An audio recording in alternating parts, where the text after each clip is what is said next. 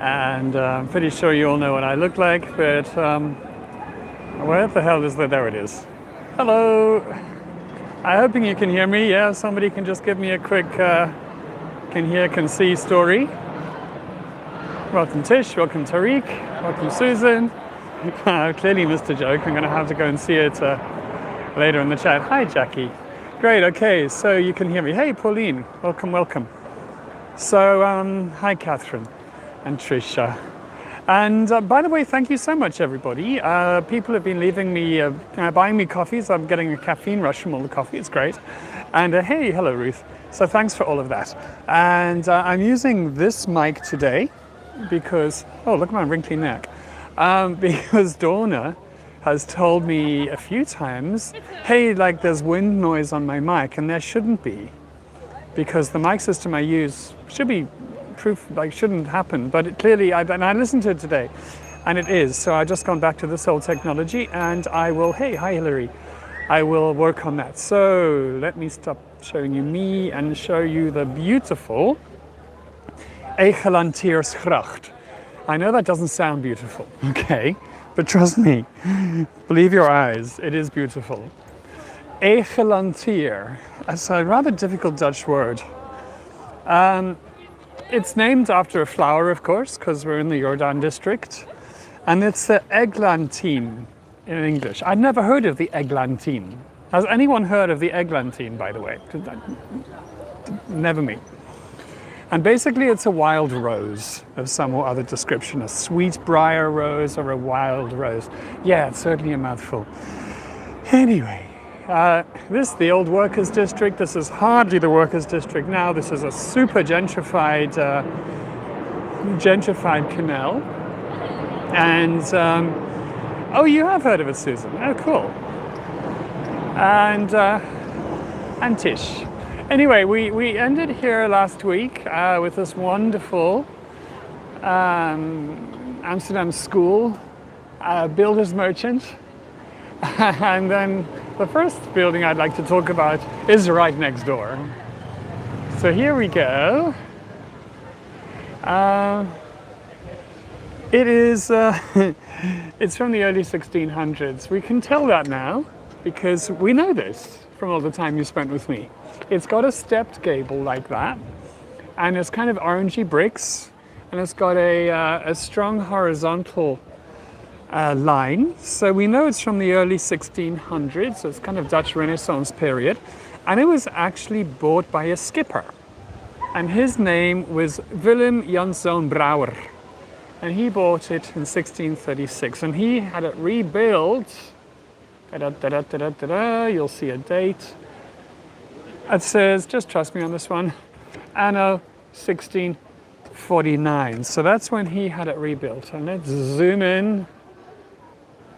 Enjoy the opera, Tariq. I'm jealous. Oh, maybe like when I lived near London, I used to go to so many concerts at the, what is it, the Festival Theatre, the one just by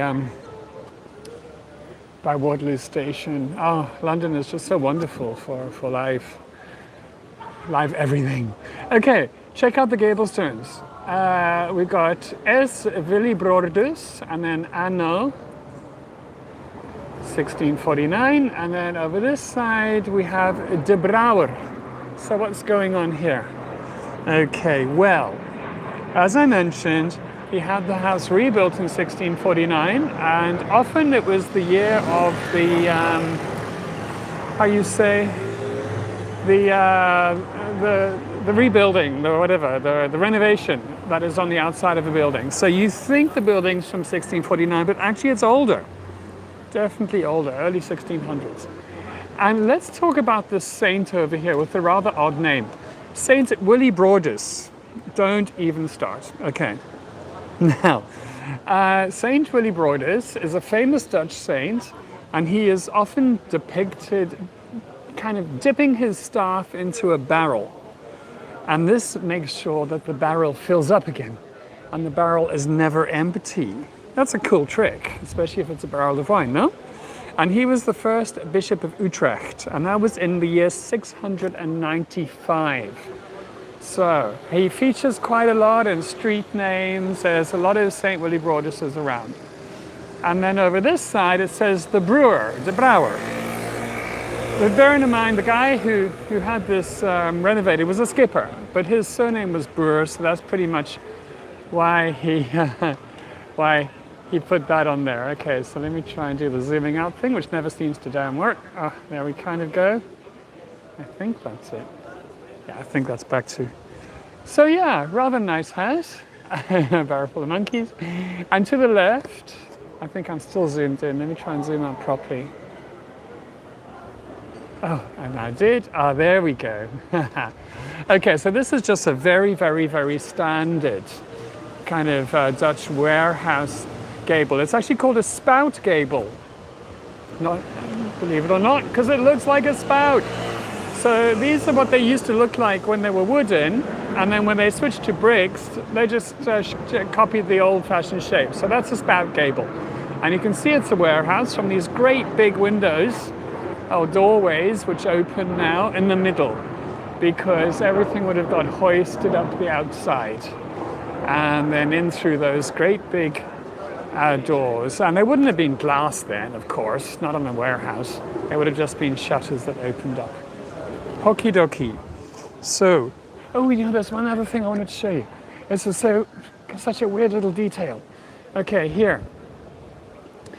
Now look at this horizontal line. There's a horizontal line there and there, yeah? And these were actually drip courses. That's why they had them, for decoration and for function, so that the rain would run down the building and hit the drip course and then fall slightly away from the rest of the building. But look at this one here. Dun, dun, dun, dun. Solid line, broken line. Well, the reason for the broken line is because in 1649, these windows were extended downwards. They were smaller before then, and there was a solid line over there. I know it's kind of geeky, but this is detailed Amsterdam.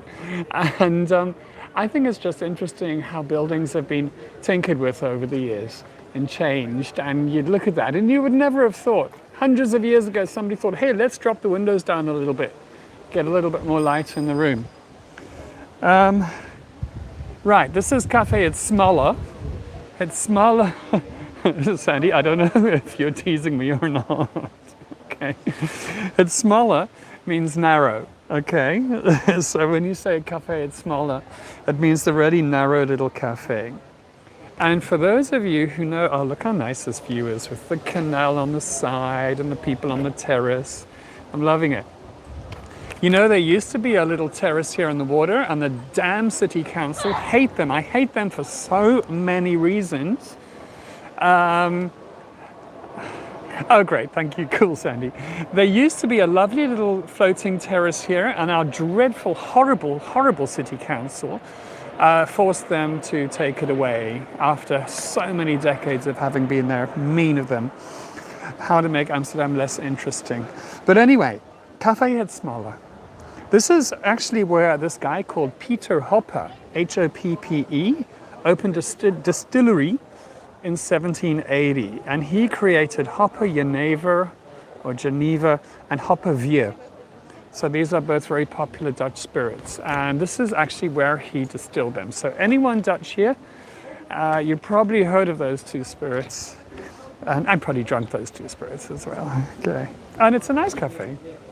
It's a nice cafe to just pop in. It's very busy at the moment, so I'm going to just walk on by.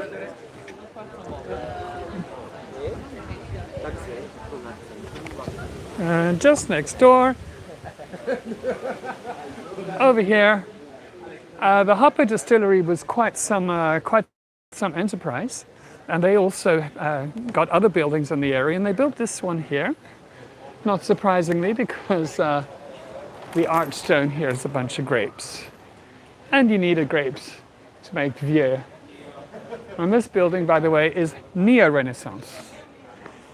And that's from the 1880s. So this is a very, very genteel, lovely canal. Now it's a bit blustery, I must say. We've been just blessed with such wonderful weather recently. It's a bit windy today. So is the mic okay, is what I'm curious about. Just let me know. Lots of lavender. We like our lavender here. Oh, great. Thanks, Tish.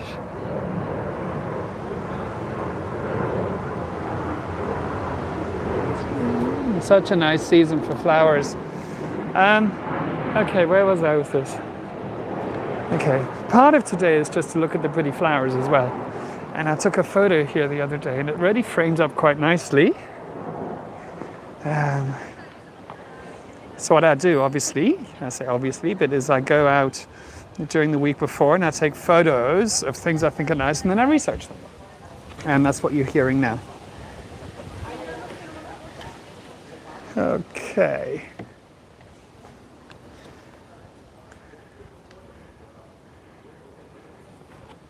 Lots and lots of roses. As the canal's named after, but I don't know if these are really Egelantiersgracht or whatever they are. But lots of wild and rambling roses in Amsterdam. Let's do a nice spin shot. Whee!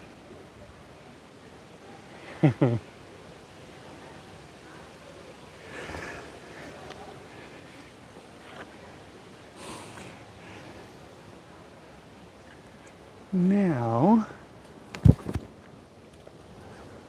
so many cool buildings. Check out the hollyhocks here, they're actually pretty much my height.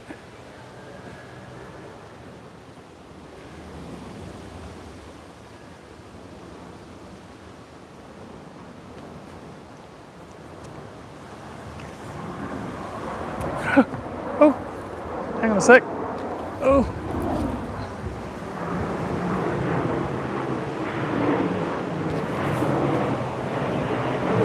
It's so strange, this howling wind. I'm not used to it.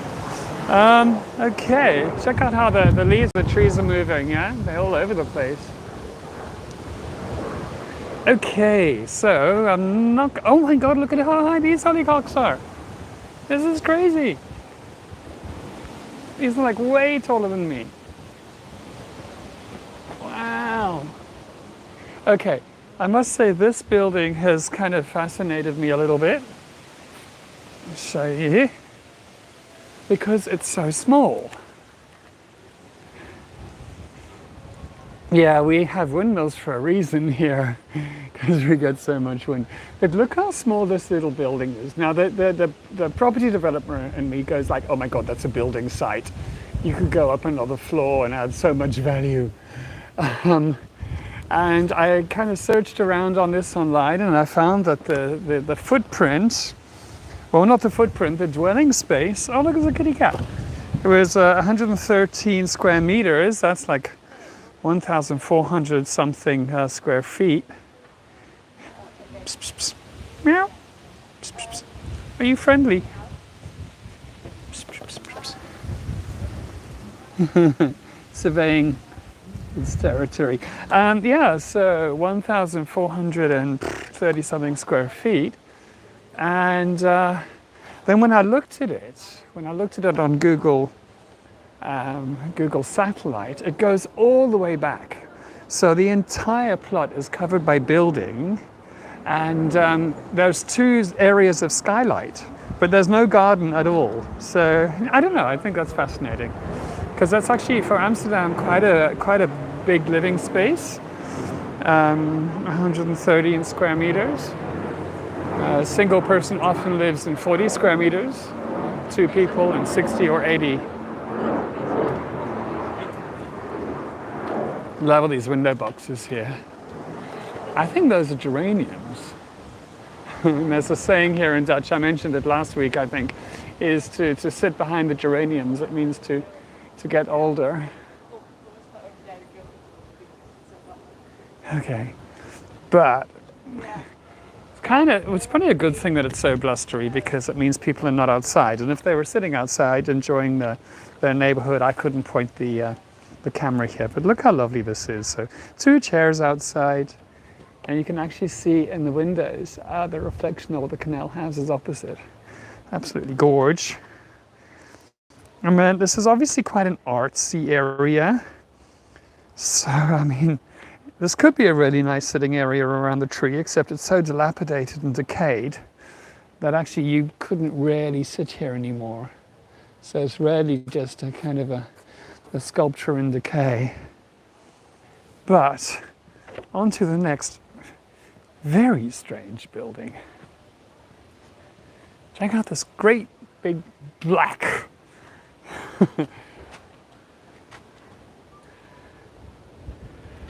If geraniums put up with some neglect, they do well in my house. But anyway, look at these two here. These are ever so strange because they're painted black for a start. And this one here, like, looks completely 1600s, yeah? And the one next to it is exactly the same, except for the top. The tops are completely different. So what the devil is going on? Well, there was this guy, and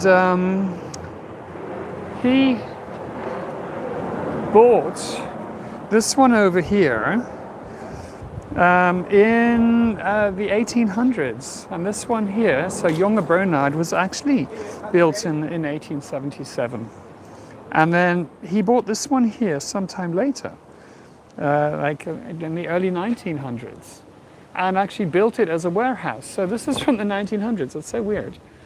And it's now apartments, but it was a cheese and a butter factory.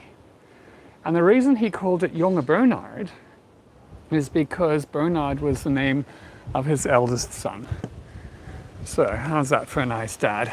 And Dad actually lived here in number 48, which is a much more suitable house, really, for somebody to live in. It's much kind of got a lovely grand front door, and you can see how different it is, obviously, from the warehouses. So even in the 1800s, this was very much, the Jordaan district was a workers' district, but on the canals like this, which were a little bit more gentrified, you actually got people, people living in quite a, not grand manner, but in a very, very decent type of house. Fascinating little story here. Let me show you this one. I'm going to have to zoom in for this. Oh, that zoomed in a lot. Okay, now, this, oh gosh, no, it's actually zoomed in too much. Hang on a sec. There we go. So what have we got here? There's a rose, and there's some writing underneath, and then on the left-hand side over here, there's a little fence with cobwebs, and on the right-hand side over here, there are beehives. So what this is all about is a reference to Amsterdam's, believe it or not, Chamber of Rhetoric. Now, chambers of rhetoric or dramatic societies were typical of the Low Countries, and they started actually in Flanders. So we're talking about sort of Bruges type place. And they were often very closely related to the city councils, who kind of co-opted them as a type of a PR department, and write plays and poems singing the virtues of the place. They made their way northwards. And here in Amsterdam, the Rhetoric Society was first mentioned in 1490. There's reference in the city archives to that. And this particular one, called the Egelantier, which is pretty much named the same name as this canal, was first mentioned in 1517. And this gable stone here was from the 1900s, but it was for that society. So there was a rose in the middle. And below the rose, in Dutch, it says, "In love flourishing." And this was the motto of the chamber. It was a reference to a poem about lovers meeting by a wild rose bush. And on the left, the cobwebs on the fence represent earthly evil. On the right, the beehives represent earthly good. And above, so the writing above the rose in a sort of a semicircle over there says, in Dutch obviously, "The rose gives honey to the bee." So how sweet is that?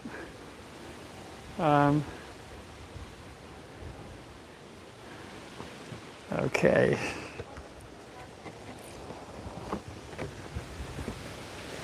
And lots and lots and lots of flowers and colors and pretty buildings. It'd be amazing living here. Okay, coming up, we have somewhere where I've spent so much time. It's Café Sonneveld. And over here with the red and the white awning. And they serve kind of some traditional Dutch dishes like hutspot. Actually, I think somebody mentioned in the comments on another tour, hutspot. Yes, that is a typical Dutch dish that is potatoes with carrots and onions all mashed together. And typically it should be with a very soft, slow-cooked beef stew and gravy, but they often do it now with a meatball. It's cheating a bit, and gravy. But anyway, it's a really nice cafe, and it is named after a famous Dutch singer and entertainer, and his name was Wim Sonneveld. And what I've done is I've put a link to his most famous song, Aan de Amsterdamse Grachten, in the description of this tour. So you can go into the description, it's the last link in the description, hopefully after the tour, and then you can listen to that. It's a very beautiful song, and his diction is just so perfect. Okay, now, on the side of the building is a lovely old gable stone with the sun. And Wim, a lot of people say that Wim Sonneveld lived here. He didn't. But he was involved in a foundation, and that was founded for artists in distress. So artists who became elderly and didn't have any money, and then they would provide them with accommodation. And a year after he died, they put that gable stone there because his name was Sonneveld. That's a reference to sun. The sun, so that was put there in remembrance of him. And hey, Antje, and yeah, so the how do you say it? It was called Continued Applause, Blijvend Applaus, and this foundation for artists, and they bought two buildings on this canal actually, and that was one of them. So Wim never actually lived there. But it's very much connected with him, and lots of memorabilia and references to him inside. So, Antje, we're on the lovely Egelantiersgracht in the Jordaan of Amsterdam. And detailed Amsterdam. Check out this cute little detail in this tree.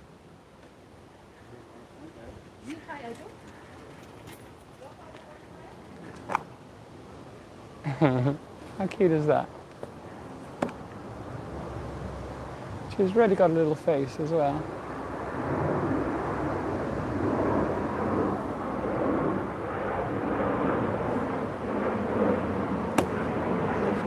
And she has friends. Never forget the Buddha. Every Dutch garden has a Buddha. Not every Dutch garden has a skull and an owl.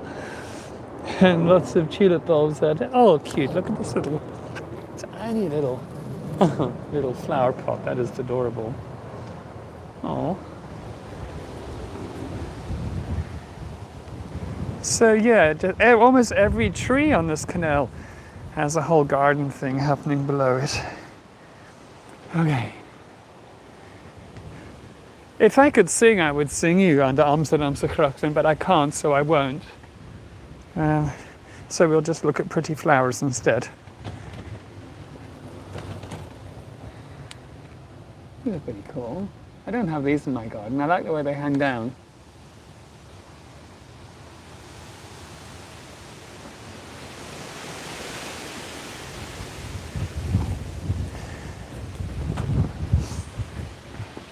And check out this for a very sweet little detail here.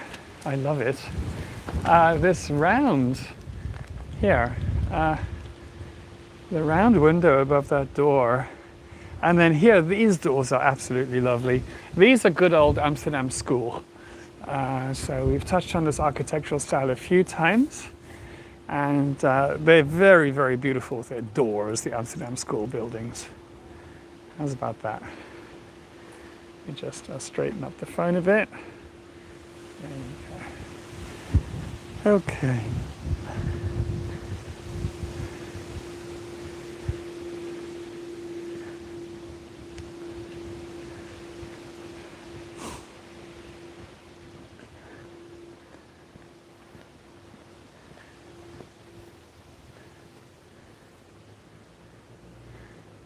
I remember with...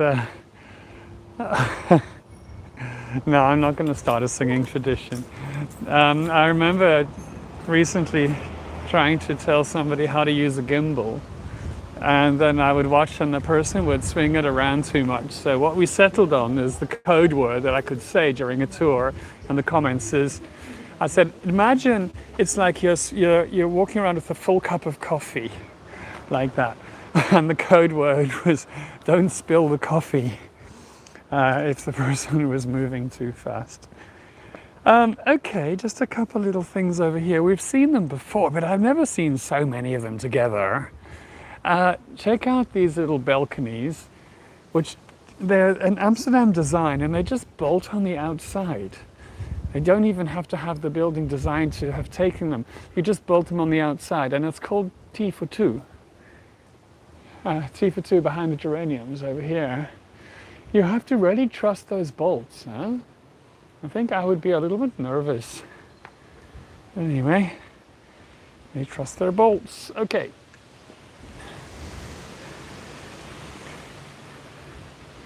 Over on the other side of the canal are a bunch of buildings here.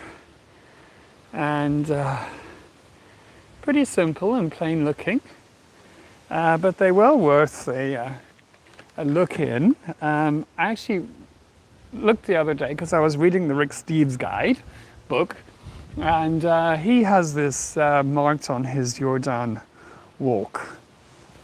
So it's a hofje, of course, because what is a tour in the Jordaan without showing you at least one hofje? Hofje being an almshouse courtyard development, and it's one of the oldest ones in the city. It's actually from 1617. 1617, hey? And it was built for elderly Roman Catholics. And from the late 1600s, that was reduced to being only widows. And 66 widows lived in 36 houses, and those houses were only one room. So that's basically like, yeah, about 3 widows to one house. And they all had a little bit of space in the attics fenced off just for them, where they could keep their turf. Turf being peat that they could actually burn on a fire. And so when you come and visit it, you'll see over here it says St. Andries Hofje, St. Andrew's Hof. And it's open from 10 until 5. Oh, there's English on the right. Closed on Sundays. And I got some pictures of it. I'm just about to get run over by a car if I step backwards. It was from the 1800s. There was only one widow per house, and then there was a big renovation in the 1980s. And yeah, what the devil is this? Okay, how strange. Look.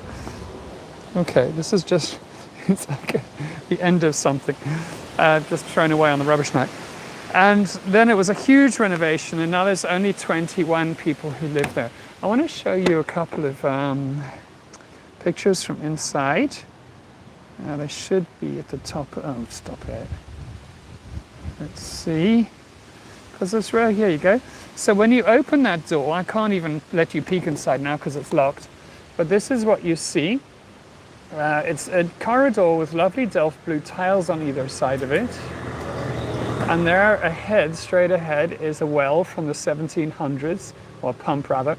And these lovely tiles, and then, oh look, I can do it like that. This is what it looks like just this week, obviously, with the lavender in bloom. So it's very, very, very sweet inside. It was run by the family that made it until 1699, and then the management of it switched to the Begijnhof. Begijnhof, which is the biggest of the hofjes in Amsterdam. And we'll go there one day. By the way, I've always forgotten to say this, but can you like the video? And I think these things are important, because whenever I watch YouTube videos, everyone always Everyone always says that, so who am I to not do that? Okay. Yeah, so check out these lovely streets here. Just the side streets. I haven't really done the side streets because I can't really go down every street in Amsterdam. That would be a bit much. But so much greenery everywhere. Oh, thank you, Cheryl. Okay, one thing I also forgot to mention to you, which I did want to, is to look out for these things, and I'm sure there'll be one coming up soon. On the outsides of the buildings. Of course, now that I want to show you one, there isn't one. Anyway, okay, moving swiftly on. Antique shop here. I don't know what it does, Antje. Hey, and Antje, with you want a slicey, and I still haven't posted it to you because you haven't given me an address to post it to. So if you want me to post you a kaasschaaf met wibbeloogjes en mijn etiket achterop, then send me an address because I'm going to be posting them. I post them in batches. But nice to see a little actual antique shop in this area. So it's not just all residential. And they've got a terribly fancy important plate here because look, it's featured in a magazine. Okay. Right.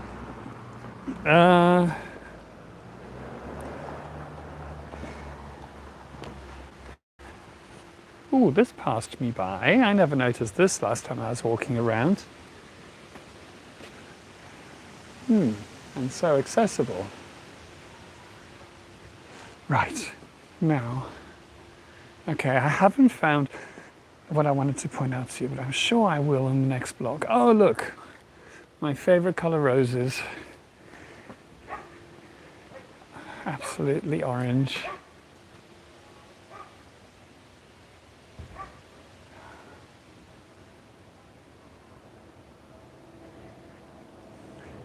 Oh, and these. I've been trying so hard to find some of these. I think I'm a little bit slow this year because there are a whole lot of flowers that you can get from the garden centres, and I think they have different ones which are kind of fashionable for that year. And then they're all sold out. But look how nice this little cluster is here. And these are the ones that I want so badly. These ones here for my garden. I don't smell anything, but I'm not like right up next to the flowers, so I'm not sure how much they smell or not, but I don't smell them. Oh, the roses! No, I don't know. Now, this is one thing I wanted to show you. I wonder if I can go up the stairs. Is that weird? So I wanted to show you this little blue plaque up there. I think I will do it, because it doesn't look like anyone's home. Oh, no, there is someone home. Okay, no, wait, there's two doors. Okay.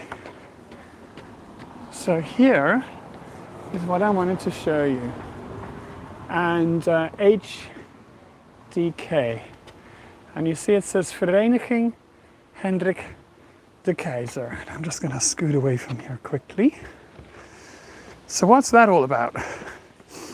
Well, there are a couple of well-known organizations here, foundations if you will, that look after buildings in Amsterdam.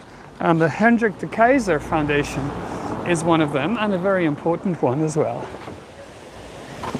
Now, this was founded a long time ago, and it was actually 1918. And what they do is once they get a house in their possession, it never leaves their possession. It stays in the collection forever. And their collection's growing by about 5 buildings a year. And they currently have 440 more or less. Now these include buildings, houses, farms, country estates, courtyards, villas, towers. So they're quite grand. And they're spread across 115 towns or cities in the Netherlands. And they preserve them, and this is the important bit, by using them. Okay, so many of the properties are rented out as homes or business premises. And you can rent them also as a holiday home if you join the Hendrik de Keyser Foundation. You can get married, and some of them as marriage venues, hold meetings, that type of thing. I joined the association for a while, but then I left because my income collapsed, COVID. But for those of you who are in my and Lee's Facebook group, the place that I was earlier in the week, Bartolotti House, that is run and owned by the Hendrik de Keyser Foundation, and that's the one which is quite interesting, because you can sit down everywhere and you can touch everything. You know, they rarely encourage you to interact with the house, and it's a beautiful house with lots of drawers and hidden cupboards and stuff, and it's just amazing to be in a museum type scenario where you can actually touch stuff. Okay, now the other thing I was looking for is this over here, and it says Stadsherstel. Okay, and this is the other organization I'd like to introduce you to, because it's really important and they've done amazing things. Okay, so the Stadsherstel was actually formed much later in the 1950s. In the 1930s, Amsterdam was like really, really slum-like in parts. I mean, particularly this area was terrible. And there was a drive to clean up the city, a big plan to replace the homes in this area, as well as in the Jewish quarter and the western and the eastern islands. Now, the Second World War interrupted that. And immediately after the war, the focus was really on building new suburbs. Normally, this is such a classic view of the Western Tower, but it's covered with scaffold at the moment. So the focus was on the new suburbs to provide housing for people in an emergency. And eventually their focus turned again to this area. And in 1953, they decided that widespread demolition was the way to go. And there were people who objected to it, however, thankfully, good for us. In 1954, there was a plan called the Kaasjager Plan. This is named after the policeman who was asked to come up with the plan. And I'll just show you a picture of that plan. Okay, so I just manhandled my tablet, out of my too small bag. Let's see. Here we go. So this, I'm just going to leave this actually down here. I'm just using somebody's bicycle crate as my mobile office. Okay. Here is the Kaasjager Plan. For those of you, okay, and we are here on this canal. So the plan was to fill in this canal, the Egelantiersgracht, fill in this whole canal around here, fill in the Singel and the Kloveniersburgwal and the Gelderse Kade, and fill in the water in front of Central Station and break down the entire Jordaan district. Okay, so this was a very important plan, and really it never happened, obviously, but its huge importance is that it galvanized people. Okay, and it angered them, and they started getting organized to protest against it. Can you imagine if this lovely canal here had actually been filled in? What a crime.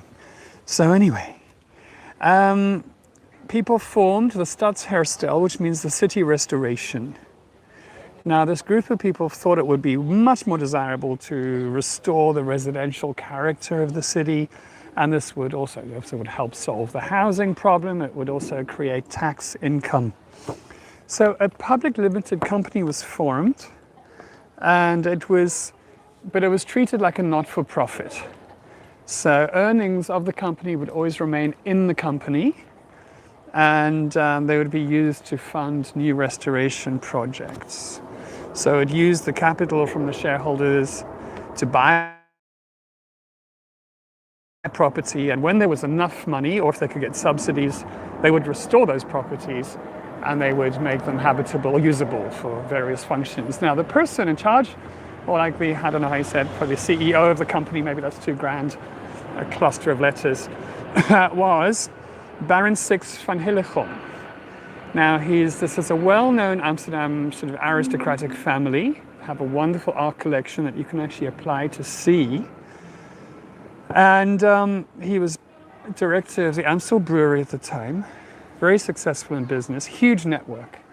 And actually he managed to raise in excess of 1 million guilders of capital in just 15 minutes on the telephone, ringing up his mates. And this Stadsherstel has now saved 750 Amsterdam buildings. So that is really quite something. And it's just nice, you know, it's nice that wealthy people like that, you know, can do good stuff with their influence, you know, and their money. So yeah, lucky for us, yeah, we have so many of these places available. So it's just starting to rain. I'm going to wrap up soon. I just wanted to show you this two charming little buildings here. Oh, rain! This one here from 1891. And it's somebody's house on the ground floor, but this is an interesting style. It's kind of neo-Renaissance, also eclectic style. But the most interesting thing to me is that this was designed by the architect Berlage. Now, for those of you who remember, Berlage built what was the stock exchange, the very modern brick building, not modern for the early 1900s. And that was kind of rationalism. And this was before, so he also did other stuff beforehand. And it's very, very, very beautiful.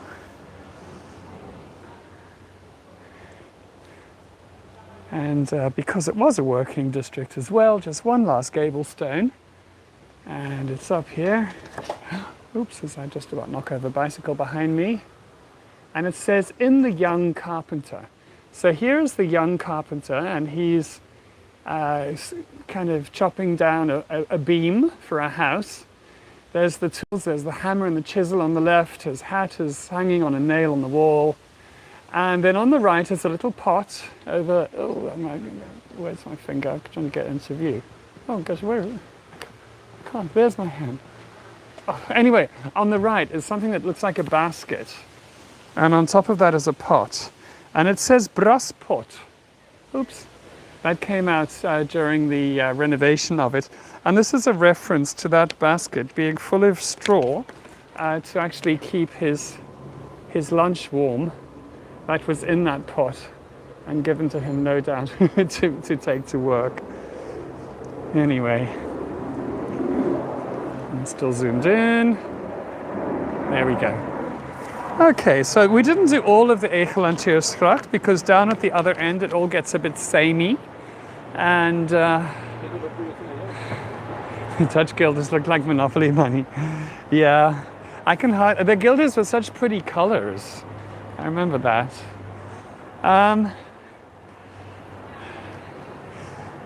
Another nice little cluster of flowers around the tree here. So we're going to spend just 1 or 2 more weeks in the Jordaan district. And so I just had to step out of the way of that car, and of course I crashed into a bicycle. And then I'm going to tackle another part of town, because as much as I love the Jordaan district, I think I need a break from it soon. Anyway, I hope you enjoyed the Egelantiersgracht. And just another view of it from here.